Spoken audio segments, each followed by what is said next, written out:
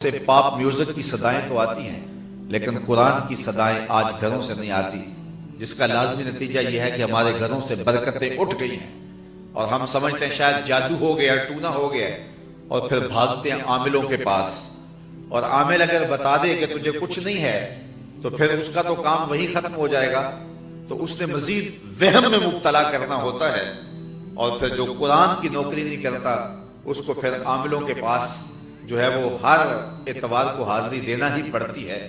تو اگر آپ چاہتے ہیں ہمارے گھر پر اللہ کی رحمتوں کا سایہ ہو، کسی آسیب اور کسی جادو کا سایہ نہ ہو، تو پھر قرآن مجید کی تلاوت معمول زندگی بنا لیں۔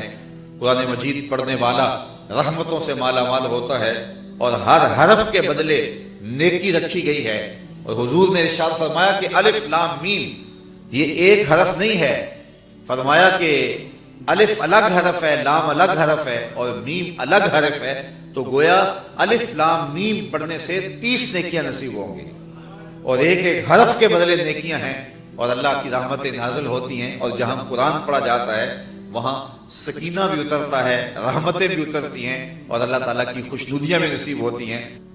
آپ کا بچہ کسی انگلش میڈیم اسکول میں پڑھتا ہے اور آپ 6 ماہ کے بعد 7 ماہ کے بعد اس کو ٹیسٹ کرتے ہیں کہ یہ کیا معیار تعلیم رکھتا ہے، تو آپ نے دیکھا کہ وہ انگلش فر پڑھتا ہے، اس کو سپیلنگ بھی ٹھیک آتے ہیں لیکن اس کی ٹرانسلیشن نہیں کر سکتا، اس کا مفہوم کیا ہے یہ نہیں جانتا، تو آپ سر پکڑ کے بیٹھ جائیں گے کہ خاک پڑا ہے کہ آپ ریڈنگ تو کر رہے ہیں لیکن آپ اس کے مفاہیم سے آگاہ نہیں ہیں، تو آپ پریشان ہو جاتے ہیں، آپ کہتے ہیں نہیں جناب جو آپ نے پڑھا ہے اس کا مفہوم بھی آپ کو آنا چاہیے۔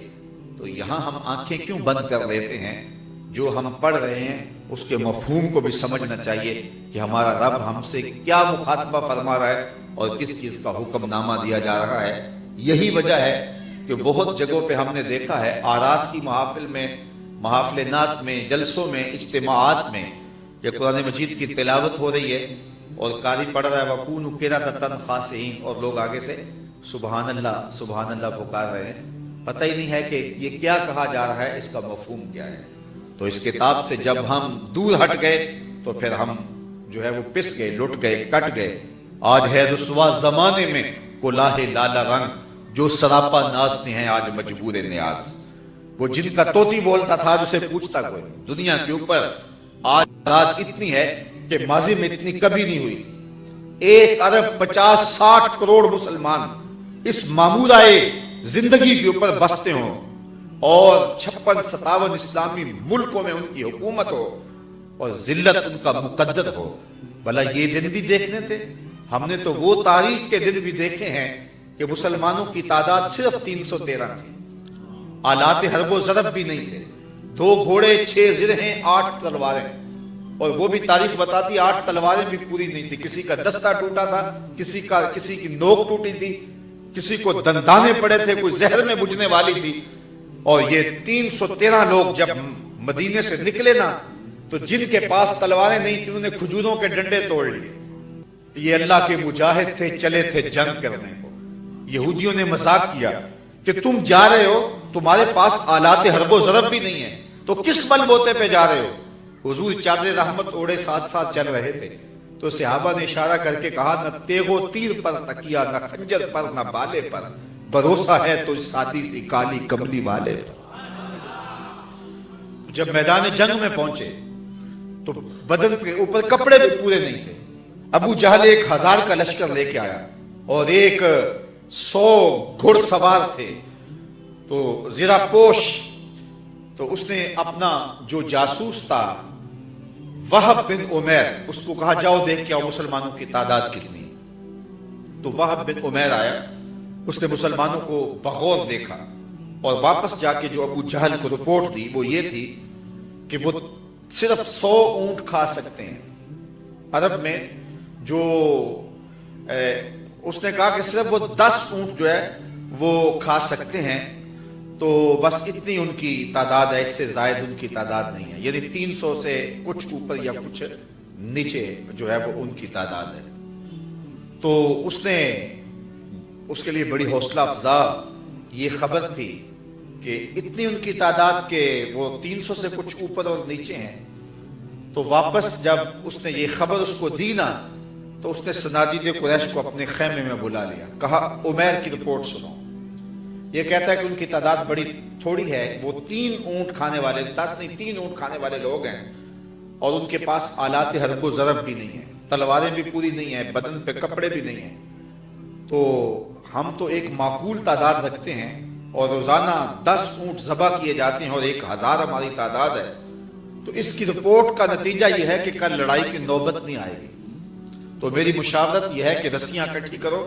تکبر اور رعونت سے بھرا ہوا ابو جہل یہ بات کہنے لگا کہ رسیاں اکٹھی کرو اور کل ایک ایک کو پکڑیں گے اور جکڑیں گے اور اپنے اونٹوں پہ ان کو باندھ لیں گے اور جا کے سین حرم میں جا کے لوگوں کو ان کا تماشا بتائیں گے کہ یہ نئے دین کا پرچار کرنے نکلے تھے اور آج ہمارے ہاتھوں ماخوذ ہوئے اور ان کو کعبۃ اللہ کی دیواروں کے ساتھ باندھ دیں گے.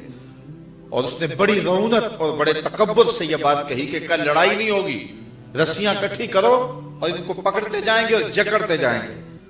وہب بن عمیر جس نے یہ رپورٹ دی تھی وہ بول پڑا. اس نے کہا کہ یہ بات جو تم کر رہے ہو میری اس رپورٹ کے مطابق شاید تم نے نتیجہ یہ نکالا, لیکن میری پوری رپورٹ سن لو. میں ان آنکھوں سے دیکھ کے آیا ہوں ولیکن رأیت یا معاشر قریش المنایا تحمل البلایا.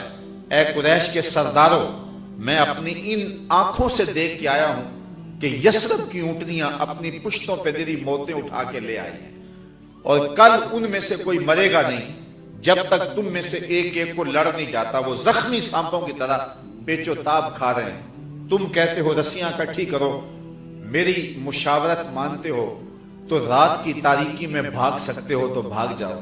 ایسی قوم سے لڑنا تمہارے بس کا روگ نہیں جو مرنے کے لیے آئی ہے.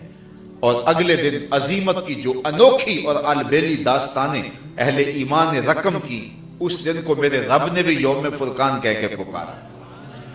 تو صرف 313 تھے اور ہم نے عظیمت کی انوکھی داستان رقم کی اور اس دن کو یوم فرقان کے نام سے قرآن یاد کرتا ہے. اور بدن پہ کپڑے بھی پورے نہیں تھے. جس کھجور کو چوس کے روزہ رکھتے تھے اس کو سنبھال لیتے تھے کہ اس کو چوس کے روزہ کھولنا بھی ہے. اور کھانے پینے کے لیے بھی کچھ نہیں تھا, لیکن وہ جذبوں کا جہان اور کتاب اللہ کے ساتھ تعلق اور رسول رحمت کے ساتھ محبت ان کو دنیا کے اوپر غالب کر گئی. اور آج 1 ارب 40 کروڑ مسلمان یا 50 کروڑ مسلمان دنیا کے اوپر رسوا ہو رہے ہیں. اقبال کہتے ہیں اس میں کوئی شک نہیں ہے کہ اس کتاب پاک کو اگر آپ پڑھ کے دم کریں تو مریضوں کو شفا ملتی ہے. قرآن مجید کتاب شفا بھی ہے, کتاب رحمت بھی ہے. قرآن کے نور کے مقابلے میں کوئی نار ٹھہر نہیں سکتی. اس بات میں بھی کوئی شک نہیں کہ آپ نے گھر بنایا ہے, آپ نے مکان بنایا ہے تو قرآن مجید کی تلاوت کروائیں وہاں, تو وہاں برکتوں کے قافلے اتریں گے. اس بات میں بھی کوئی شک نہیں ہے کہ آپ مرنے والوں کو اصال ثواب کرتے ہیں قرآن مجید پڑھ کے تو ان کی قبروں میں نور اترے گا. لیکن قرآن مجید نازل اس لیے نہیں ہوئی. قرآن مجید کے نزول کا جو بنیادی مقصد ہے وہ ہدایت انسانی ہے. تو یہاں اقبال کا لہجہ دیکھیے کتنا دل آویز اور کتنا خوبصورت ہے. اقبال بولتے ہیں ببندے صوفی و ملا اسیری حیات از حکمت قرآن نگیری با آیاتش ترا کار جزی نیست کیا از یاسین او آساں بمیری.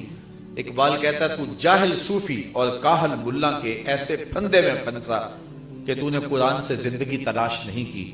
قرآن کی آیتوں سے تجھے صرف اتنا سروکار ہے جب تیرے بوڑھے کی روح اٹک گئی تو سورہ یاسین لے کے بیٹھ گیا کہ میں اس کی تلاوت کروں اور اس کی روح آسانی سے نکل جائے. اقبال کہتا ہے اس میں کوئی شک نہیں کہ اس کی روح آسانی سے نکل جاتی ہے, لیکن افسوسناک پہلو یہ ہے کہ اس قرآن سے بھی تو نے مرنا ہی سیکھا. کاش اس قرآن سے جینا سیکھ لیا ہوتا.